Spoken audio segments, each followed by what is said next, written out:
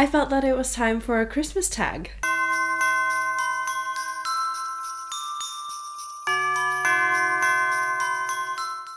Hello and welcome to my channel, The Danish Readaholic. My name is Silka and today I will be doing a Christmas tag. As what usually happens, apparently, on Christmas, Jem has tagged me in a video last year that I didn't get to do in Christmas, so I saved it for this year.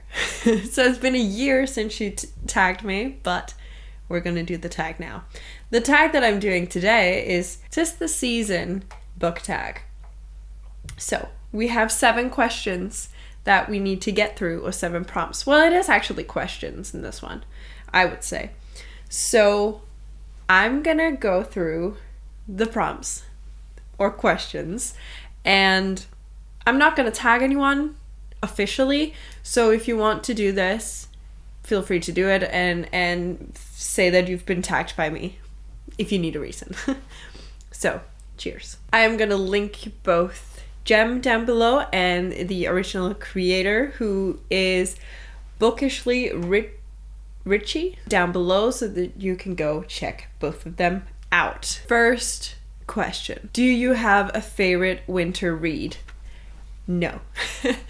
I haven't read a lot of like wintry books. I don't normally do that. I do have this tradition with myself, basically, that I read a Christmas calendar book every single year. So far, my favorite has been the one that I read 2 years ago called Santa Claus's Death, which doesn't seem very Christmassy, but it really is, and it's also just a really good story. This year, and the book that I'm kind of showing for this prompt, even though it's not a favorite of mine, I don't know, I haven't finished it. This year, I am reading this book called Hyggen. There isn't really a translation for the word hygge, which is a feeling, a state of mind. I don't know, I think most people have heard the word hygge now because it's kind of been made famous internationally. I don't know. But this is called Hyggen, and it's basically about a elf that is called Hyggen, and then we follow a boy as he meets Hyggen, and then a bunch of stuff happens. It's very short chapters, and it's just really nice and cozy. I can definitely feel that it's older. It's not that progressive, could we call it that? It is just stories for the sake of being stories, so there's not really any underlying themes or anything that you need to learn from it. It is just cute little stories, and I actually do really like that. It's different from the ones that I've chosen the past couple of years. So this is really nice, and this is actually a classic in the Danish Christmas calendar kind of thing.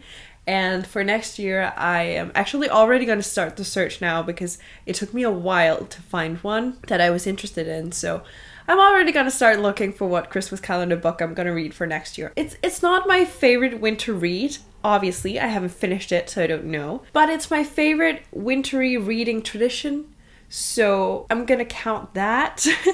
And then if I have to pick a book, I think I will go with Santa Claus's Death by Kenneth Bøgh Andersen. The Danish title is Julemandens Død. It's really good, and I will reread it at some point for a Christmas calendar year. Maybe when I can't find anything else, I'll pick that up again because that was really good. The next prompt is to find a book with blue on the cover. I already showed you Hyggen, which is primarily blue. So I'm going to show you a book that I actually finished today, and that is Whiteout. It is blue, bordering on a type of purple in my opinion, but it is blue. And I finished this today. It's a bunch of intertwined love stories that centers around kind of like a main love story that all of the characters are trying to have a little bit of a say in. Basically, we have Stevie, who is in love with Sola, and Stevie has fucked up majorly, so she wants to make this grand gesture for Sola, and she has a deadline that is midnight because Sola has kind of like set or given Stevie like an ultimatum, and Stevie doesn't want to lose Sola. So basically, all of Stevie and Sola's friends are coming together to help Stevie make this grand gesture in the middle of like a snowstorm So everyone is kind of prohibited in one way or the other of doing the things in a set amount of time. And it's just really interesting following these characters and all of the love stories. I think one of the last love stories, which was it? Ava and Mason. That one. It was one of the last ones that I read. It was in chapter 10. Here we go. Their story was definitely my favorite one. So this has a blue cover, which was actually the only thing that I needed to show. But now I talked a little bit about the book. It will also be in my wrap-up, of course. Blue cover and such a cute Christmassy read. I will definitely recommend. It's a lot of love. And there was some of the stories that I felt were maybe a little bit too close to each other. But there was also a lot of great representation in this, at least in my opinion. So give it a read. Find a book you'd use as a star on your Christmas tree. I couldn't decide, so I picked two. And why have I picked these books? I've picked these books because even though it's been months since I read them, I still consider them the best books that I've read this year. First up, we have To Kill a Kingdom by Alexander Christo. This has made me want to read every single Alexander Christo book that there is. I find this book so phenomenally written, and I wish that there was a sequel because Jesus Christ, I love this so much. It would make such a perfect star at the top of my tree. The second book, similar reasons, and everything that I've just said about To Kill a Kingdom, I could also be saying for City of Nightmares by Rebecca Schaeffer. This makes me want to pick up every single Rebecca Schaeffer book that there is. There's just something about this book. When I picked it up, like where this differs from To Kill a Kingdom, when I picked this up, I actually didn't think I was gonna like it because it borders on urban fantasy, or it is urban fantasy in some sense. It takes place in a world that could potentially have been ours, but there's just this one magical element to it that has to do with nightmares, that you turn into your nightmare if you have a nightmare. So people walk around being monsters because that was their nightmare. And it's just, for someone who doesn't like urban fantasy that much, and who has an issue with vampires, my love for this book, I don't know where it comes from, because one of the main characters is a vampire, and it's an urban fantasy. It's literally two of the things that I hate the most. Well, don't hate, but dislikes the most. Like, subgenre-wise and character, like, I don't care for werewolves, vampires, that sort of thing. And I don't know why. I can't explain it, but this book, chef's kiss. And I'm so excited for the sequel. So these two, for similar reasons, will be the star at the top of my tree. Pick one fictional place that would be perfect for a winter vacation. I read fantasy. I would rather not visit any of the worlds, if I'm being honest. I did end up choosing something. It's been a while since I've talked about this book, but when I show it, I don't think anyone will be in doubt as to why I've chosen it. I don't know. Maybe you will. But I've gone for Land of Stories by Chris Colfer. This just seems like the perfect place to go on a winter vacation. I could just imagine like the land of stories at Christmas time where everybody would be like in the Christmassy mood and all the Christmas decorations with all the fairy tales. I don't know why, but I feel like that would just be the coziest Christmas thing ever. So for that reason, I'm gonna pick this. Also, it will give me a chance to visit all of the characters that I've read about in like the classic fairy tales, and that would just be the dream. So I'm gonna go with the Land of Stories for this. Like, I was debating a bunch of places. I was also debating like Spice Roads for some reason, but I don't want to go there. I was debating a bunch of places. Like, I was actually also thinking Bone Criers, and I don't know why, because it seems unsafe. But I think the reason I was thinking Bone Criers was because it was like inspired by France, and I think France is temperature-wise around Christmas kind of similar to Denmark. And even though it's cold and I complain a lot, I just think that Christmas is supposed to be cold. So it would feel right to be in a similar environment to my own around Christmas time. I don't know, it makes sense in my head. And I think there's something beautiful about France during Christmas time. I don't know why, because I've never been. Another place that I would really actually like to go during Christmas is Germany. But I don't have any books that I've read that is centered in Germany. Actually, come to think of it, there is one of the Land of Stories books where they visit a castle in Germany. So that is a different aspect of the Land of Stories vacation place that I'm gonna go into, because they visit a castle in Germany that I actually do really want to visit, and I don't like, I can't pronounce it, so don't ask me to, but that's also a place that I really want to go because it's so beautiful. It looks like this. And my best friend Caitlin and I, we've talked about it for years that we want to go there, and one day we will. We just need to have the funds. Also because Caitlin have a little bit further than I do. So, like, I could potentially go this weekend if I could borrow a car.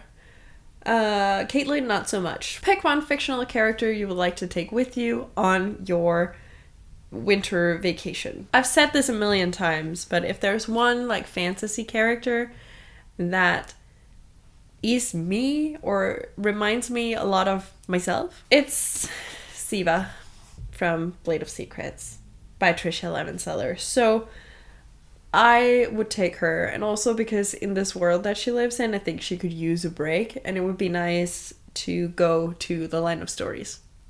I don't know. We would have some great talks. I don't know why. I'm just basing this on the fact that I think she reminds me a lot of myself. She would enjoy it. Name one book on your wish list this year. So I have a lot of books on my wish list. So I'm just gonna mention 3. These are probably the 3 that I would like the most. The first one is Cage of Dreams by Rebecca Schaeffer. This is the sequel to City of Nightmares. So for obvious reasons, that is on there. Next up we have The Land of Stories, a treasury of classic fairy tales. I'm actually not 100% sure what this is, but I think it's like a collection of the fairy tales that have been twisted in the Land of Stories. I'm not sure. It could also be fairy tales from the story, so they would be the twisted tales, but I'm not sure. But it's Chris Colfer, and it's one of the only Chris Colfer books that I don't have yet, so I would like to get it. And finally, we have a twisted anthology. So in a twisted tale anthology, we have 6. Where is it? Where does it say that? Why did I say 6? No, it features 16 twisted short stories, and some of the ones that are in here is Mulan, Snow White. We also have Ratatouille, The Little Mermaid is also in here, and Treasure Planet. So that is definitely a book that I really want to get my hands on, even though I haven't gotten far with the twisted tales, but many of the new ones that are coming out just look insanely interesting to me, so I want to get my hands on it. The final question. Favorite holiday drink, treat, and movie. My favorite holiday drink. It's not holiday specific, but I drink it more during the winter time. It is just hot cocoa with whipped cream and cinnamon on top. Sometimes tiny marshmallows, but not that often because it does get a little bit too sticky in my opinion, but it's good. During the holidays or during the winter season, I tend to drink a lot more of like hot drinks, whereas for the rest of the year, so like spring, summer, autumn, I drink primarily iced coffee or iced drinks, but during the winter I drink hot drinks. My favorite treat? I don't know. I really like this, and this is not gonna sound delicious to any of you, but I really like this rice porridge that we have in Denmark that we traditionally eat. It's like a type of rice, and then you cook it into like a pudding with like milk, but sweet milk. When it's all porridge-y, you put sugar, cinnamon, and a little bit of butter on it, and then that's it. You eat it. I really do like that, but well, actually just a lot of the traditional like Danish Christmassy kind of things I do like, and I don't think I have a favorite. And my favorite movie, tough one. I really do like Klaus. A friend of mine forced me to watch last year and I broke down in tears. Love it. For nostalgic reasons, Polar Express. And I get that some people don't like it and they look scary, the people in there. I agree. I recently saw it and I was like, okay, I get it. But I do like it. It has a special place in my heart, okay? I also really like Last Christmas, which is a newer Christmas movie. So good. Watch it every year. And obviously Nightmare Before Christmas. There's a bunch more, but I think those would be like my favorites. I talked a little longer than I thought I would. Anyways, thank you so much for watching. Please leave a comment telling me what your favorite Christmas drink, treat, and movie is. I would love to know. If you just want to let me know that you're here but don't know what to comment, you can always leave a green heart. If you like this video, please hit the like icon. And if you want to see more of my bookish content, please consider hitting that subscribe button. It would mean the world to me. And until I see you next time. Bye!